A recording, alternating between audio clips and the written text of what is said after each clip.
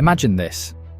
A country most people never associate with high-tech innovation has just done what even some of the richest nations haven't. No long history in car manufacturing, no giant factories, no billion-dollar backing, and yet, against all odds, this West African nation has just rolled out its very own electric car, designed, built, and engineered on its own soil. Burkina Faso just made history. This isn't just another headline, this is a wake-up call, a declaration that Africa is done being just a consumer of technology. It's ready to create.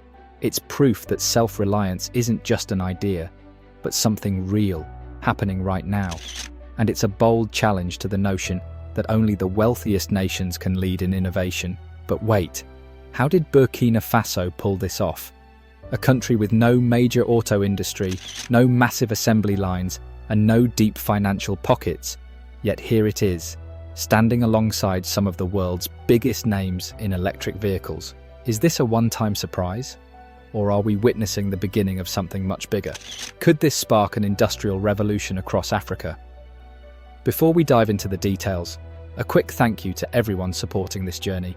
If you're new here, consider joining us as we uncover more game-changing stories like this. Now, let's break this down.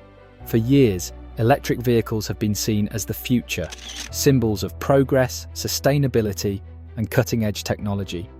But whenever people talk about leaders in the EV space, the same names always pop up. Tesla in the US, Volkswagen in Germany, BYD and NIO in China. Africa, almost never in the conversation. The assumption that the continent is too far behind to produce its own high-tech cars, and then Burkina Faso happened. Yes, Burkina Faso, a country most wouldn't expect to be making waves in the global auto industry, has just unveiled a fully homegrown electric vehicle, built not as an experiment, but as a practical solution for African drivers, designed to handle African roads and tailored to local needs. This moment is bigger than just a car. It's about rewriting the narrative. It's about proving that Africa is more than just a market for Western and Asian products. It can be a powerhouse of innovation itself. It's about economic freedom, industrial growth, and a future where African nations aren't dependent on expensive imports to move forward. But here's the burning question. How did Burkina Faso make this happen? How did a country with no prior experience in auto manufacturing achieve something even wealthier African nations have struggled to do? And what if this is just the beginning? What if other African countries follow suit, kickstarting a wave of homegrown innovation that reshapes the entire continent? This story is far from over. In fact, it's just getting started. So let's take a closer look at how Burkina Faso did the impossible. If you are still watching this video, it means you like it. Why don't you give a thumbs up? Please do that. If you had asked an industry expert just a few years ago whether Burkina Faso could design and build its electric car, they probably would have dismissed the idea outright. Not out of disrespect, but simply because, on paper, it looked impossible. This was a country with no history in automobile manufacturing, no sprawling assembly plants, and no existing supply chain for electric vehicle components. Meanwhile, places like South Africa and Morocco, with well-established car industries backed by foreign investments, still hadn't produced a fully homegrown EV. And yet, Burkina Faso just did what no one expected. So, how did a nation with none of the usual advantages pull off something this groundbreaking? The answer isn't just about technology, it's about determination, vision, and a refusal to wait for permission to innovate. At the heart of this revolution is TRAORE, a homegrown startup with big ambitions. Instead of waiting for foreign investors to bring the industry to them, they took the challenge head-on. They designed the car from scratch, worked with African suppliers for materials wherever possible, and engineered a battery system optimized for Burkina Faso's tough climate and road conditions, something most imported EVs fail to handle. This isn't just about transportation, it's about economic freedom. By building an entire industry from the ground up, Burkina Faso isn't just creating a new product, it's generating thousands of jobs, from manufacturing and sales to maintenance and renewable energy. Skilled workers are being trained, new businesses are emerging, and the country is proving that African nations don't have to rely on expensive imports to move forward. Beyond the economic impact, this EV represents a bold shift towards sustainability. Instead of spending millions on fuel imports and foreign-made vehicles, Burkina Faso is now investing in clean, locally made alternatives. That means lower emissions, less reliance on oil, and more money staying within the country to fund schools, infrastructure, and healthcare. But perhaps the most incredible part: Burkina Faso is doing this without depending on foreign automakers for assembly or battery technology. Even some of the world's wealthiest nations are still tied to China for EV batteries. Burkina Faso, they skipped that reliance altogether. By developing their own technology, they're not only keeping profits within their borders, but also laying the foundation for future technological advancements. This approach isn't entirely new. In fact, China followed a similar strategy on its way to becoming an EV powerhouse. Decades ago, China was barely a player in the global auto industry. It relied on imports and foreign expertise. But through consistent investment, strong leadership, and a commitment to self-reliance, it became the world's largest producer of electric vehicles. Could Burkina Faso be on a similar path? Could this single innovation trigger a chain reaction, inspiring other African nations to take control of their own industries? The challenge, of course, is turning this into more than just a one-time success. Many African countries have seen flashes of innovation, a groundbreaking invention here, a promising startup there, only for them to fade due to a lack of long-term support. The real test isn't just building a great car, it's building an industry that lasts. And that's exactly what Burkina Faso intends to do. Under the leadership of Captain Ibrahim TRAORE, the country is making it clear: this isn't just a headline. This isn't a one-off project. This is the first step in a long-term plan for economic independence. The government is already moving to scale up production, establish a steady supply chain for EV components, and ensure that future models remain both high quality and affordable. And that's where things start to get really interesting. If Burkina Faso succeeds in mass-producing its own electric vehicles, it could completely rewrite its economic future. Right now, like many African nations, Burkina Faso spends billions importing foreign-made cars. If even a fraction of that money stayed in the country, it could fund infrastructure, education, healthcare, and other essential services, while creating thousands of jobs in the process. This isn't just about making a car, it's about changing the game. For too long, Africa has been seen as a buyer, not a creator, of advanced technology. But that idea is being challenged. Burkina Faso's breakthrough isn't just an achievement, it's a statement that African nations can innovate, build, and lead, instead of relying on expensive imports. And the ripple effect is already starting. Countries like Kenya, Nigeria, and South Africa have talked for years about launching their own electric vehicle industries. But the high costs and reliance on foreign-made parts have held them back. Burkina Faso just showed them that there's another way. Instead of waiting for global automakers to invest, it proved that African nations can take matters into their own hands. Of course, building a single electric car is one thing. The real challenge? Scaling up. Right now, this vehicle is a proof of concept, but for it to make a real impact, it needs to be mass-produced, priced for the average consumer, and backed by a charging network that makes owning an EV practical. And that leads to an even bigger question. Can Burkina Faso's locally made electric car stand up to the giants of the industry? Let's be honest, when people hear that an EV has been built in Burkina Faso, their first instinct is doubt. How can a country with no experience in car manufacturing compete with the likes of Tesla, Volkswagen, or BYD? These companies have been perfecting EV technology for years, pouring billions into research and refining production with cutting-edge factories and global supply chains. Burkina Faso? It's an unexpected challenger, but here's the catch. It doesn't have to compete on their terms. TRAORE, the startup behind Burkina Faso's electric car, isn't trying to build a luxury vehicle loaded with AI features and self-driving tech. It's not aiming to impress Silicon Valley or the European market. Instead, it's laser-focused on what actually matters for African drivers: affordability, durability, and practicality. That's exactly why it has the potential to succeed. Most electric cars on the market today are designed for smooth highways, abundant charging stations, and easy access to repair services. That's not the reality in many parts of Africa. Roads can be unpredictable, distances between cities are long, and EV infrastructure is nearly non-existent. Imported electric cars struggle in these conditions, but TRAORE's vehicle? It's built for Africa. The suspension is designed to handle rough, unpaved roads. The battery system is engineered to withstand extreme heat without losing efficiency. The frame is built for durability, not just sleek aesthetics. While a Tesla might struggle on dirt roads, TRAORE's EV is made for them. And then there's the biggest factor of all: price. One of the main reasons electric cars haven't taken off in Africa is cost. Even the cheapest Tesla is more expensive than what most people earn in years. Importing EVs from Europe or China doesn't help either. Shipping fees, high import taxes, and expensive maintenance make them unaffordable for the majority. That's where Burkina Faso has an advantage. Because TRAORE's car is made locally, there are no massive import fees. There's no reliance on expensive foreign labour. There's no complicated supply chain driving up costs. If production scales up, this could become the first affordable electric car designed specifically for African consumers. But there's still one major hurdle: charging infrastructure. One of Tesla's greatest strengths isn't just its cars, it's the network of superchargers it has built across the world. That's what makes EV ownership practical.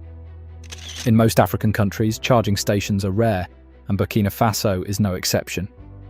Without a reliable way to recharge, even the most affordable EV will struggle to gain mass adoption. But this is also an opportunity. Burkina Faso has something most Western nations don't: abundant solar energy.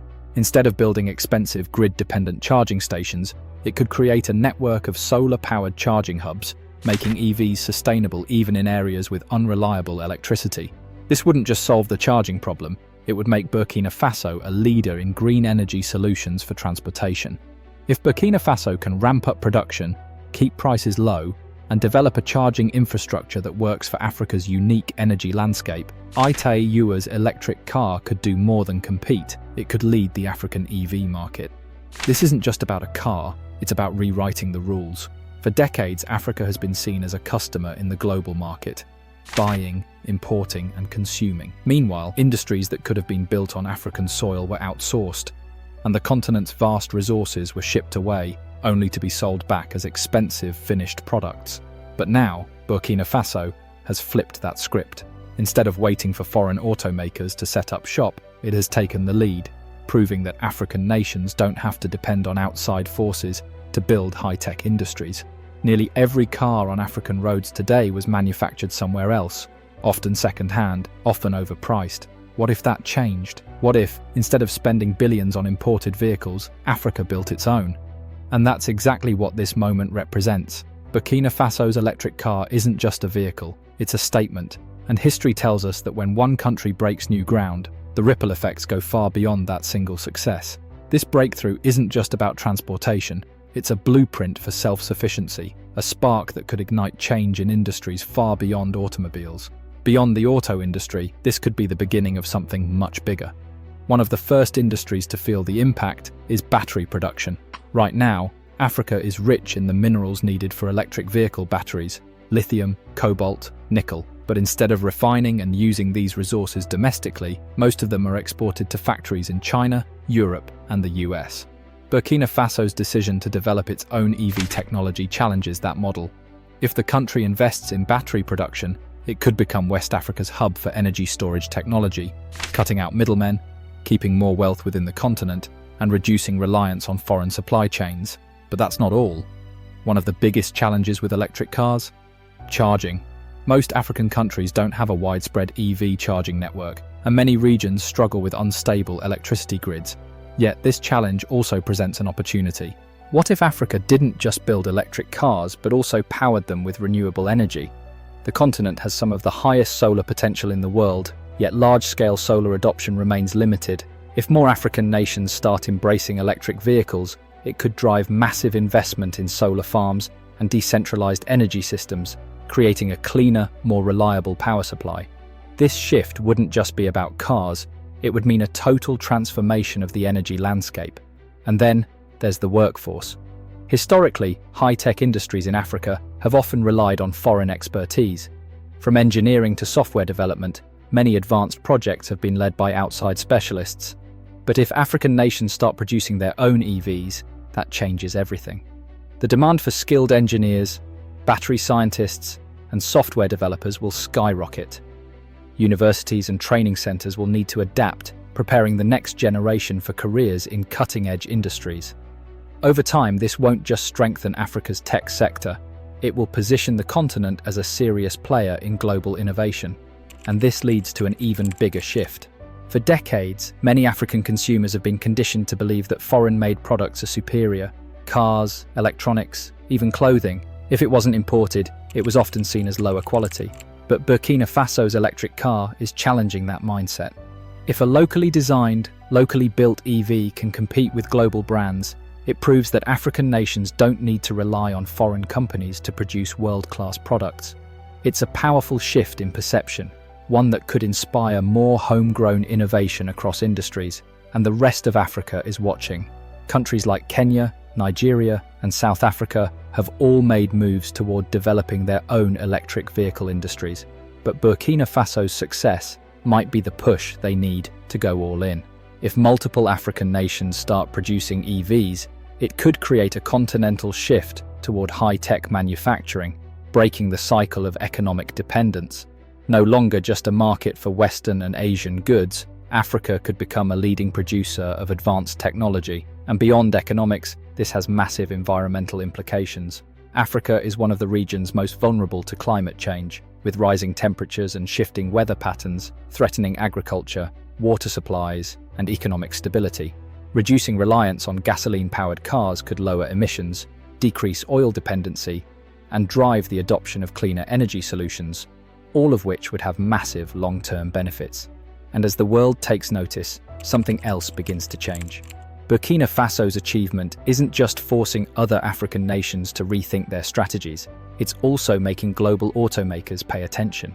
For years, Western and Asian car companies have treated Africa as a dumping ground for used vehicles. But if African countries step into the EV market, these companies may have to compete with locally made cars, completely reshaping the industry. For years, Africa has been supplying the world with the raw materials that fuel industries abroad. Yet when it comes to finished products, the continent is forced to buy them back at inflated prices. Essential minerals like lithium and cobalt, key ingredients for electric vehicle batteries, are extracted from African soil, shipped off to China, Europe, or the US, and then returned as expensive refined products. But what if that cycle changed? Burkina Faso's leap into electric vehicle production isn't just about making cars, it's about breaking free from a system that has kept Africa dependent on foreign manufacturers. By developing its own EV technology, the country is proving that African nations can process their own resources, manufacture their own products, and retain more of the wealth that has long been exported elsewhere. And this shift could go far beyond just Burkina Faso. If the country expands its focus to battery production, it could emerge as West Africa's technology hub, supplying energy storage solutions not just for vehicles, but for other industries as well. By keeping battery production local, Burkina Faso would be reducing dependence on global supply chains, creating jobs, and ensuring that Africa isn't left behind in the EV revolution. But for this movement to truly take off, another big challenge needs to be addressed. One of the biggest hurdles for electric vehicles is charging infrastructure.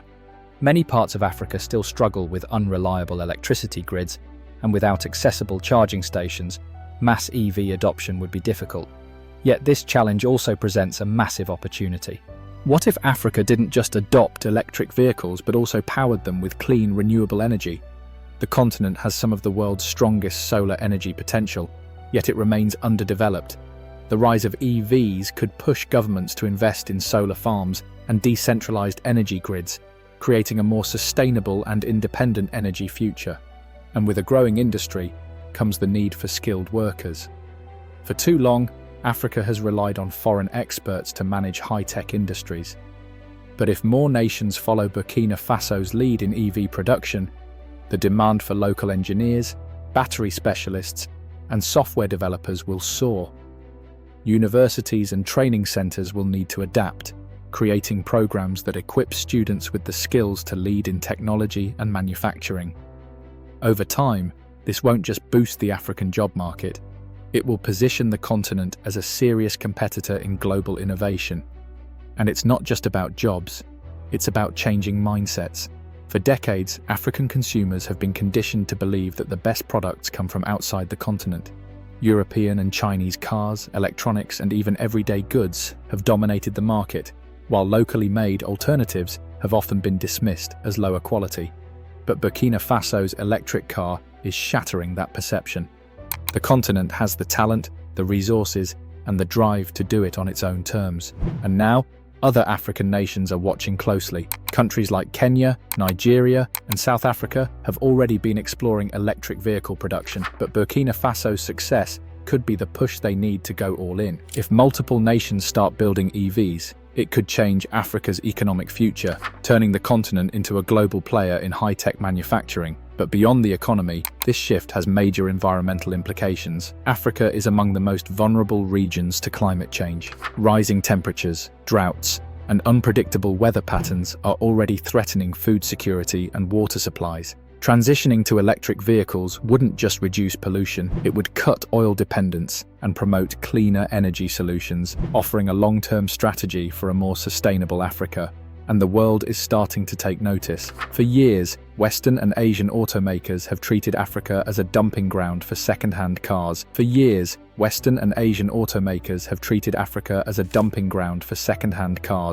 With little thought about how the continent might develop its own industry. But now, with African nations entering the EV space, these companies may have to compete with locally made vehicles. This could reshape the entire market, shifting power from foreign manufacturers to African-built solutions. So, if Burkina Faso's electric car sparks a larger movement, it won't just be a win for one country. It could mark the beginning of one of the biggest economic shifts in modern history. But now the question is, what comes next? If Africa can build a competitive EV, what other industries can African innovators disrupt? Could this spark a wave of homegrown manufacturing, from consumer electronics to cutting-edge agricultural technology? At its core, this moment isn't just about one car. It's about confidence, ambition, and proving that Africa doesn't have to wait for the world to innovate, it can lead. And while the road ahead won't be without challenges, one thing is clear: this is only the beginning of something much bigger. What do you think? Could Africa become a major player in the EV industry? Do you see this innovation spreading to other sectors? Let's talk in the comments. Thanks for watching, and don't forget to like, subscribe, and activate the notification bell.